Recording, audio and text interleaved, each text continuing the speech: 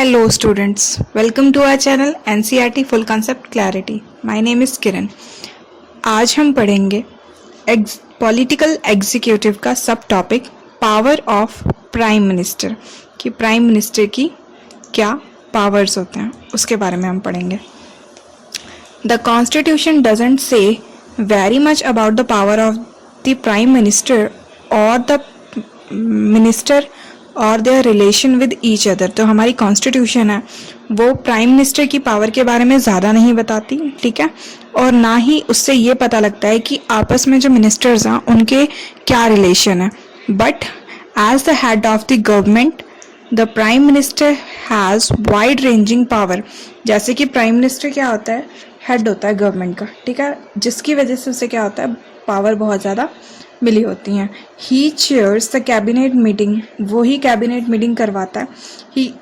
He coordinate the work of different department, वो different department के works को भी देखता है. His decision are final in case disagreement arise between the department. जब दो या दो से अधिक जो भी डिपार्टमेंट्स होते हैं उनमें क्या होता है, डिसएग्रीमेंट हो जाता है, तो प्राइम मिनिस्टर ही उसमें क्या करता है, फाइनल डिसीजन लेता है.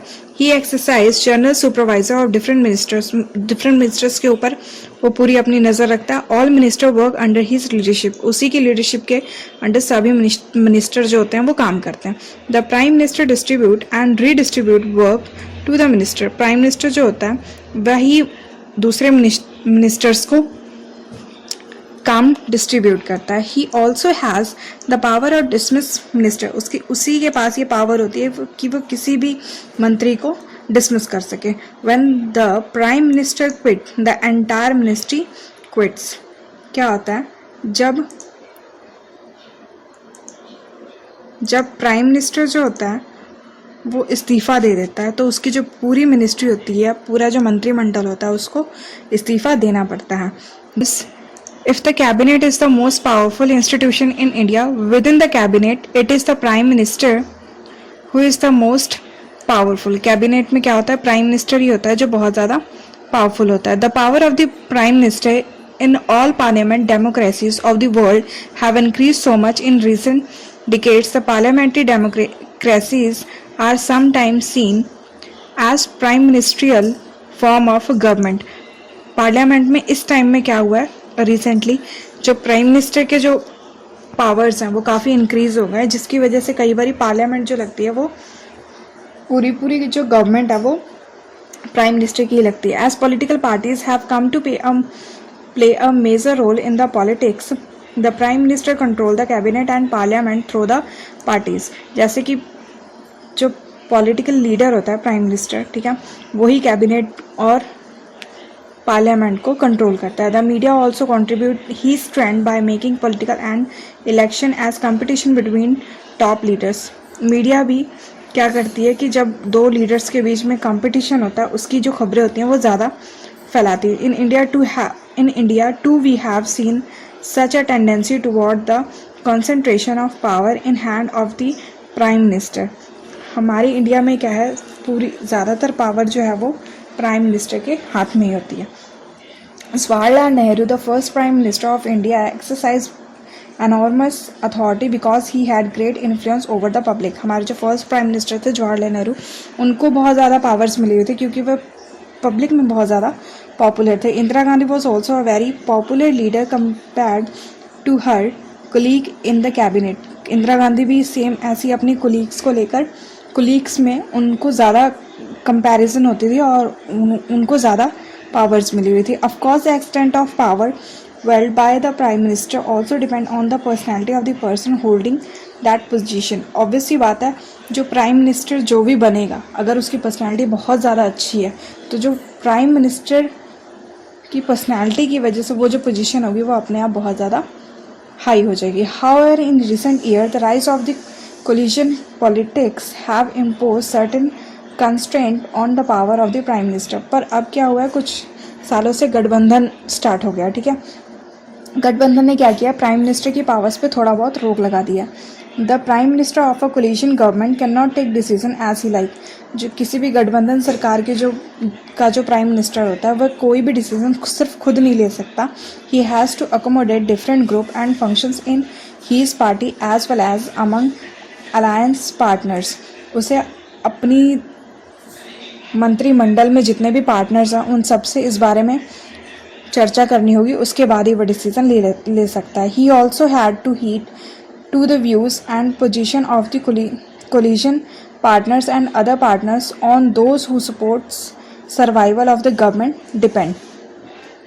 उसे क्या होगा, अपने पार्टनर्स की व्यूज़ पर भी पूरा ध्यान देना पड़ेगा अगर वो चाहता है कि उसकी जो गवर्नमेंट है वो सर्वाइव करे। द प्रेसिडेंट, अब प्रेसिडेंट के बारे में हम पढ़ेंगे। While the prime minister is the head of the government, prime minister head होता है गवर्नमेंट का। The president is the head of the state, और प्रेसिडेंट जो होता है वो स्टेट का हेड होता है। In our political system the head of the state exercise only nominal power. हमारी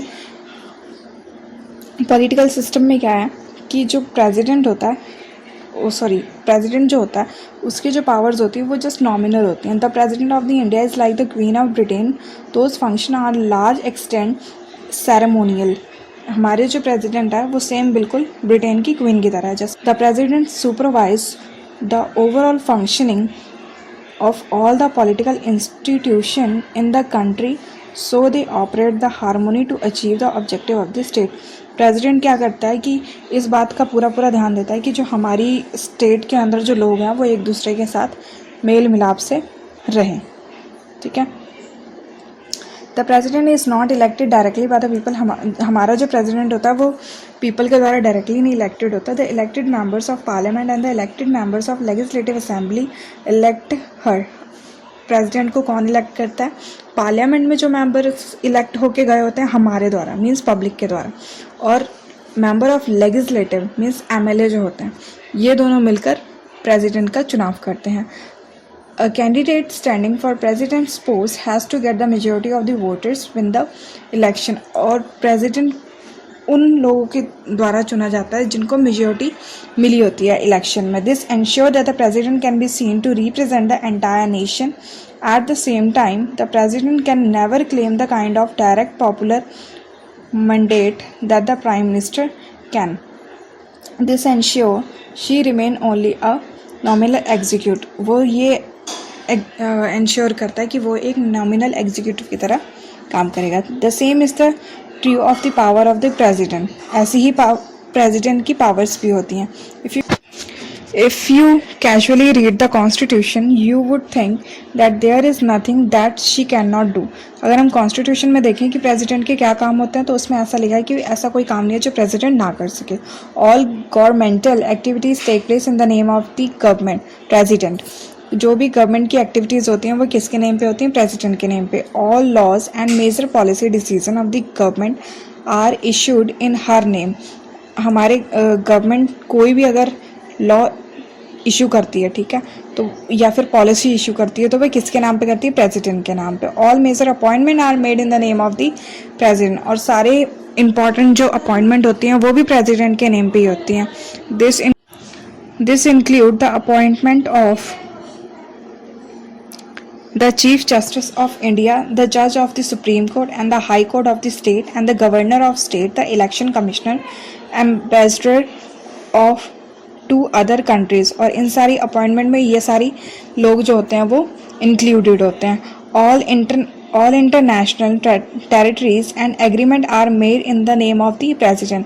बाहर से हमारे जो इंटरनेशनल जो भी रिलेशंस होते हैं या उनके साथ जो भी हमारे एग्रीमेंट होते हैं वो भी प्रेसिडेंट के नेम पे ही होते हैं। The president is the supreme commander of the defence force of India. Cabinet क्या होता है? सुप्रीम कमांडर होता है हमारी डिफेंस फोर्स का भी। But we should remember that the president exercise all these power only on the advice of the council of minister। अब जो प्रेसिडेंट जो है वो ये अपनी सारी शक्तियों का प्रयोग कब कैसे करता है? काउंसिल ऑफ मिनिस्टर की एडवाइस से। The president can ask the council of minister to reconsider its advice. कई बार प्रेसिडेंट क्या बोलता है किसी भी मैटर के ऊपर कि आप दोबारा से विचार कर लीजिए अपनी जो एडवाइस दे रहे हैं। But if the same advice is given again, अगर फिर से वही एडवाइस काउंसिल ऑफ मिनिस्टर के द्वारा दी जाती है तो she is wanted to act according to it.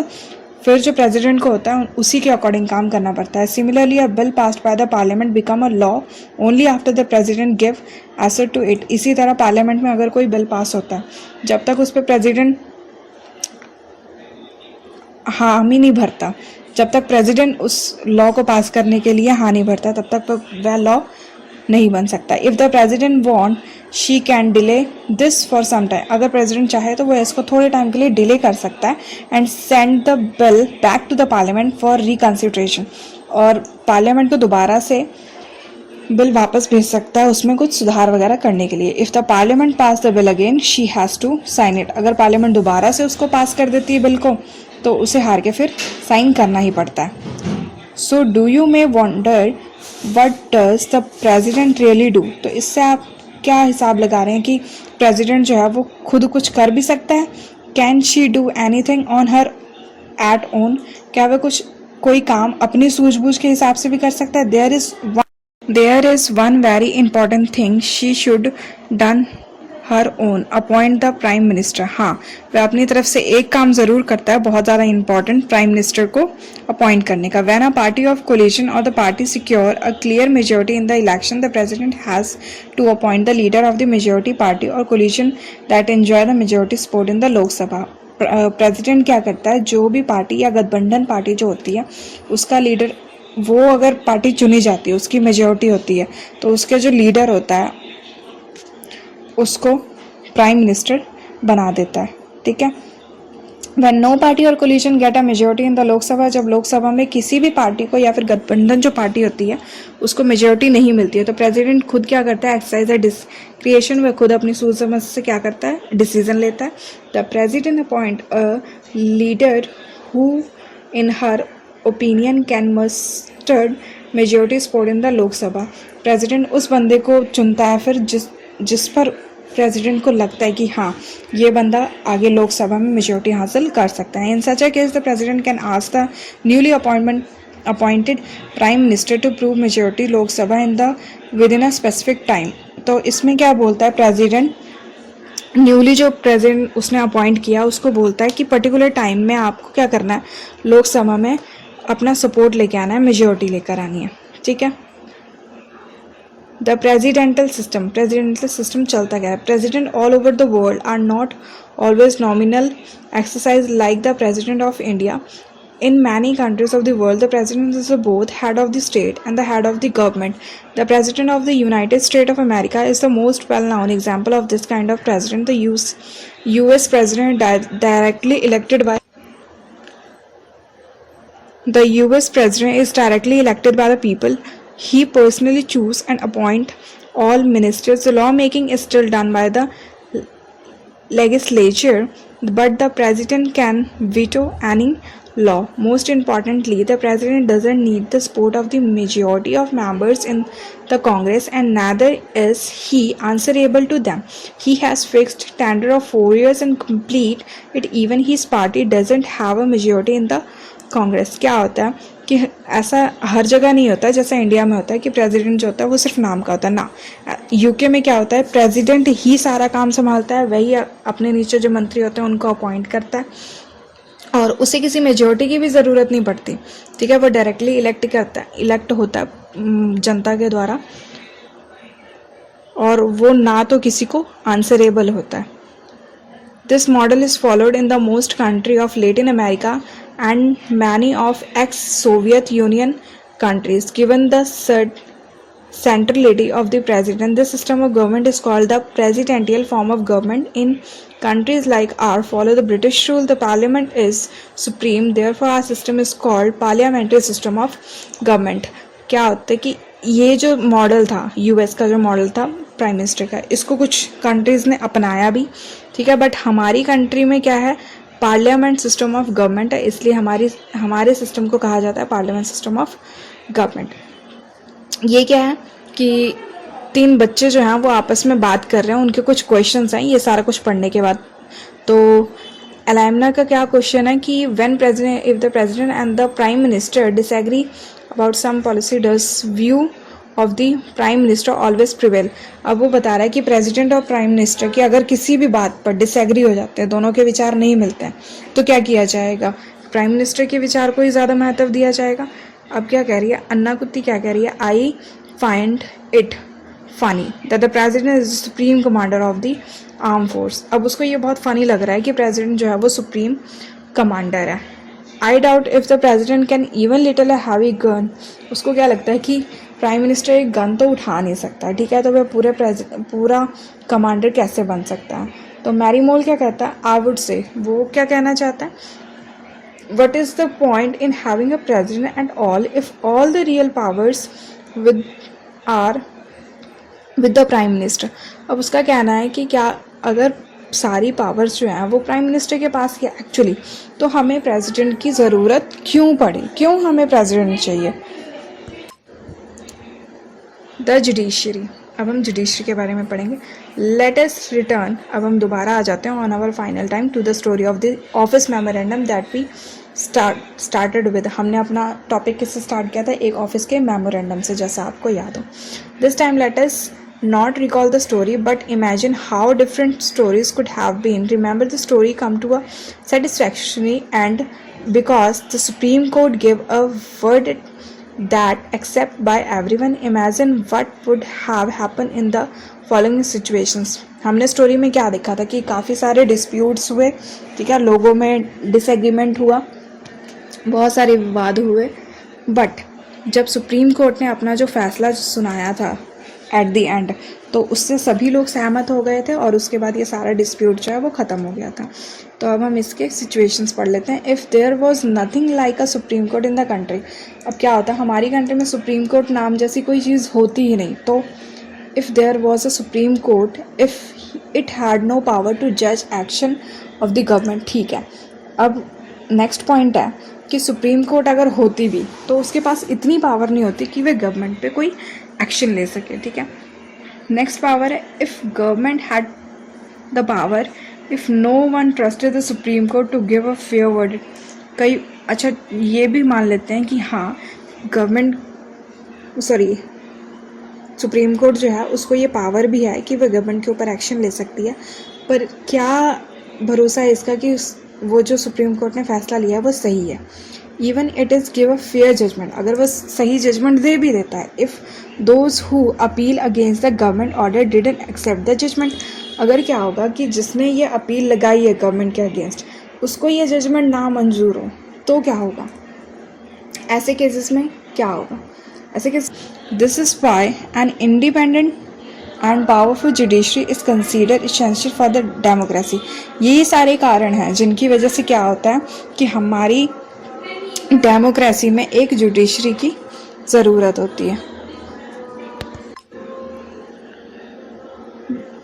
This is why an independent and powerful judiciary is consider essential for democracy. इसी वजह से क्या होता है, किसी भी डेमोक्रेसी में एक जुडिशरी का होना बहुत ज़्यादा ज़रूरी होता है। All the court at different level in a country put together are called judiciary.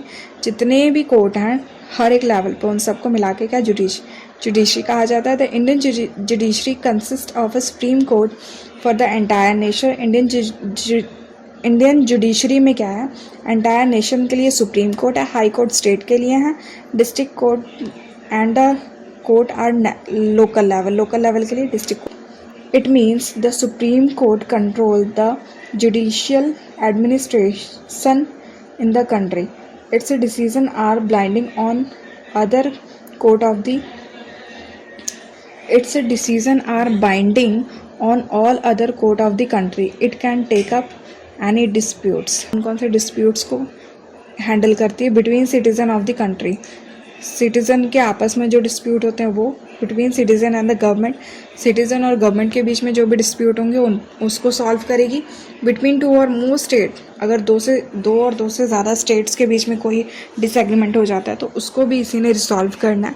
Between government at the union और स्टेट लेवल, और यूनियन और स्टेट लेवल पे भी अगर कोई विवाद होता है तो उस पर हमारी जो जुडिशरी है उसको अपना जजमेंट देने का पूरा हक है। It is the highest court of appeal in the civil and criminal cases. It can hear appeal against the decision of the High Court. Independence of the judiciary means that it is not under the control of the legislature or the executive. Independent judiciary का मतलब ये है कि वह किसी भी सरकार के अंडर काम नहीं कर रही है। The जजेस do not act on the direction of the government और according to the wishes of the party in the power. कोई भी रूलिंग पार्टी है या फिर गवर्नमेंट के हिसाब से जजमेंट नहीं होती है, जज जो होते हैं वो अपना फैसला उनके हिसाब से नहीं सुनाते। That is why all modern democracies have court that are independent of the legislature and the executive. इसीलिए इस टाइम पे जो मॉडर्न जुडिशरी है, मॉडर्न जो डेमोक्रेसी है, उसमें क्या होता है कि कोर्ट्स जो होती हैं वो पूरी तरह से इंडिपेंडेंट होती हैं। इंडिया हैज़ अचीव दिस, और इंडिया में ऐसा है। द जज of the supreme court and the high court are appointed by the president on the advice of the prime minister. हमारे कंट्री में क्या होता है, प्राइम मिनिस्टर के सुझाव के अनुसार जो प्रेसिडेंट होते हैं वह हाई कोर्ट और सुप्रीम कोर्ट के जजेस को चुनते हैं, and in consultation with the chief justice of the supreme court. और जो सुप्रीम कोर्ट में जो वरिष्ठ पहले से अधिकारी लगे होते हैं उनसे कंसल्टेशन लेता है प्रेसिडेंट, फिर उनको अपॉइंट करता है। In practice is now mean that the senior judge of the Supreme Court select the new judge of the Supreme Court and the High Court। इससे क्या पता लगता है कि जो सीनियर जजेस होते हैं, वरिष्ठ जो वहाँ पर पहले से जज लगे होते हैं, वही क्या करते हैं, supreme court or high court के जजेस को अपॉइंट करते हैं, न्यू जो होते हैं। There is very little scope for interference by the political executive, और इसमें पॉलिटिकल एग्जीक्यूटिव का कोई इंटरफेरेंस नहीं होता, बहुत कम होता है। द सीनियर मोस्ट जज of the supreme court is usually appointed the chief justice. Chief justice के द्वारा ही सीनियर जज को अपॉइंट किया जाता है। Once a person is appointed as जज of the supreme court or high court, it's nearly impossible to remove him or her from the position. एक बार ये जब हाई कोर्ट या फिर सुप्रीम कोर्ट के जज को अपॉइंट कर लिया जाता है तो उसके बाद उसको उसके पद से हटाना बहुत मुश्किल हो जाता है। It is as difficult as removing the president of India. इतना डिफ़िकल्ट हो जाता है जैसे कि प्रेजिडेंट को रिमूव करना। अ जज can be remove only by impeachment motion passed separately by 2/3 member of the two houses of the parliament। ऐसा कब हो सकता है, जब पार्लियामेंट के जो 2 हाउसेस होते हैं उसमें जो लोग होते हैं वहाँ पर अविश्वास मत पारित कर दिया जाए। It has never happened in the history of the Indian democracy, और ऐसा अब तक नहीं हुआ है हमारी इंडिया की डेमोक्रेसी में। The judiciary in India is also one of the most powerful in the world. हमारी जो इंडिया की जो जुडिशरी है वो पूरी वर्ल्ड में बहुत ज़्यादा पावरफुल है। The supreme court and the high court have the power to interpret the constitution of the country। They can declare invalid any law of the legislature or the action of the executive, whether at the union level or at the state level, if they find such law or action against the constitution। क्या होता है कि judiciary जो होती है वह किसी भी लॉ को इनवैलिड बोल सकती है, चाहे वह नेशनल लेवल पे हो या फिर state level. Thus they can determine the constitution validity of any legislature और action of the executive in the country when it is challenged before them. क्या होता है कि लेजिस्लेचर को या फिर एग्जीक्यूटिव को लॉ में, कॉन्स्टिट्यूशन के जो वैलिडिटी लॉ हैं उन्हीं में अपना काम करना होता है, उन्हीं के दायरे में रह के। That is known as judiciary review. इससे कहते हैं जुडिशरी का review. The supreme court of India has also ruled that the core and the basic principle of the constitution can not be change by the parliament. Constitution के जो principal हैं वो parliament के द्वारा चेंज नहीं हो सकते। The power and the independence of Indian judiciary also allow it to act as the guardian of the fundamental right. जो ये पावर मिली हुई है जुडिशरी को, इंडिपेंडेंट पावर मिली है, और साथ में ये जो इंडिपेंडेंस है हमारी जुडिशरी, ये क्या करती है, फंडामेंटल राइट्स की एज अ गार्डियन वर्क करती है। We shall see in the next chapter that the citizens have right to approach the court to seek remedy in case of any violence of their rights. हमने आगे chapter में क्या देखना है, citizens को ये राइट मिला हुआ है कि अगर कोई भी वायलेंस होती है उनके राइट्स को लेकर तो वे कोर्ट में जाकर अपना इंसाफ मांग सकते हैं। In recent years the court have been given several judgment and directives to protect public interest and human rights. Recently कुछ टाइम पहले ह्यूमन राइट्स के प्रोटेक्ट करने के लिए जजमेंट्स वगैरह हुई हैं। Anyone can approach the court if public interest is hurted by the action of government. कोई भी बंदा कोर्ट में जा सकता है अगर गवर्नमेंट के द्वारा उसके जो ह्यूमन राइट्स है उनको चोट लगी है, तो this is called public interest litigation. इसको क्या बोलेंगे? Public interest litigation. The court intervenes to prevent the misuse of government power to make decision. Court जो होती है वह गवर्नमेंट को इस बात के लिए प्रताड़ित कर सकती है कि आप अपने जो पावर्स हैं उनका गलत यूज़ ना करें। They check malpractice of the part of the public officials. जो भी पब्लिक के जो भी ऑफिशियल्स होते हैं वो अपनी पावर का गलत इस्तेमाल ना करें। That is why the judiciary enjoy the high level of confidence among the people. इसी की वजह से जो जुडिशरी होती है उसको बहुत ज़्यादा पावर्स मिली हुई हैं, ठीक है, लोगों के बीच में। तो आज का हमारा टॉपिक यहीं पे ख़त्म होता है। इससे आगे जो नेक्स्ट चैप्टर होगा वो हम अगली वीडियो में पढ़ेंगे। आशा करती हूँ आपको सारा टॉपिक अच्छे से क्लियर हो गया होगा, और फिर भी अगर आपके कोई डाउट्स हों तो आप कमेंट सेक्शन में बोल सकते हैं। मैं उस पर एक सेपरेट वीडियो भी ज़रूर बनाऊँगी। Thanks for watching this video.